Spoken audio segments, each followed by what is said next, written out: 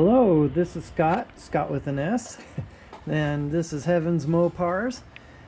Today is February 5th, 2022, and I am working on my 70 Challenger. It's not a TA, but it will be.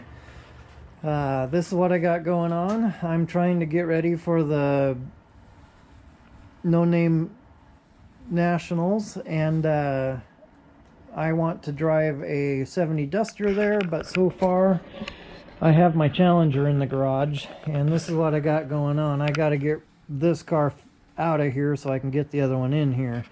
I am working on my lower quarter panel. You'll have to excuse my video. I got kind of a small garage over here. But what I am working on is I got a this whole quarter panel was dented in, and I pulled a huge dent out of it, but now I got all these little ripples everywhere. And when I was hammering on it, I was down low. You can see that little white spot, but created a bunch of little pinholes that pounded all the rust off the back end and did like an orange peel thing throughout the whole bottom and all the way up into here. And so what I was going to do is I was going to cut the line right here and then come up and replace all of this, but since it's so warped and everything in here, I put that new panel on. This is all bumpy, and trying to put the two together, and so I don't know, I was just so what I was thinking instead was I put tape on here, and see these arrows. What I'm going to do is do the cutoff with the cutoff wheel and cut right here. And because what I want to do is when I put this panel on, this will be actually where it will go, is on top of here. And so I chose this line, which is about an inch from the body line to the top of the tape line. And I just measured a bunch of spots, and then I put a piece of tape across it in a straight line so I could do a straight cutoff. And then what I did here was I put the panel against the car, and then I put this piece of tape on to show that, you know, where the edge will go. And so then I put another piece of tape on to show, because I want to cut here actually, so that when I put the panel on it, it overlaps by about a ½ inch in each direction, here and here.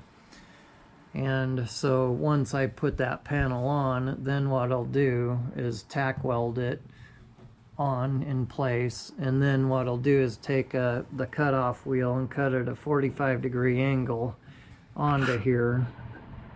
And I learned that from Fitzy on his his YouTube channel. And so then it'll sink in as you go. It's called cut and butt, and as he drops in this piece of metal, then you can go on the back side of the car and, you know, just take it out, and then it drops into place instead of cutting this out, trying to get it nice and straight. And then you cut your other panel, and if you stick it on, it's all wavy and you got gaps. This helps eliminate your gaps, and everything's nice and tight. So that's the process that I am choosing to use. So here's the panel. I'll kind of show you briefly with the panel instead of using my hand as the panel. So I put that piece of tape on, and then put the other piece on so that when I go to weld it, it will overlap this piece of tape right here. I'll have about a ½ inch overlap,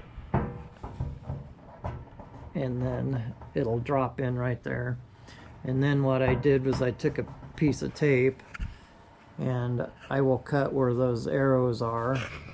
So I'll cut this one here where my finger is, but on this one I'll cut it up higher, and I'll put a piece of tape on here all the way across and cut along the tape line. And then so that this piece will overlap this piece. And then so that I put that, I'll tack weld it on, and then I'll cut right here, and it'll drop right into here, and which will be about an inch from the body line up. So anyway, that's what I got going on. Hi Rusty, he's my helper. He's such a good boy. Can you sit, Rusty? Yeah, good boy. I love you so much. Let me put my panel down. And I'll toss your ball. Take care, guys. Have a good one, and I'll show you the next step. Take care. See you soon. Later. Yeah, he's shaking. Yep, good boy, Rusty.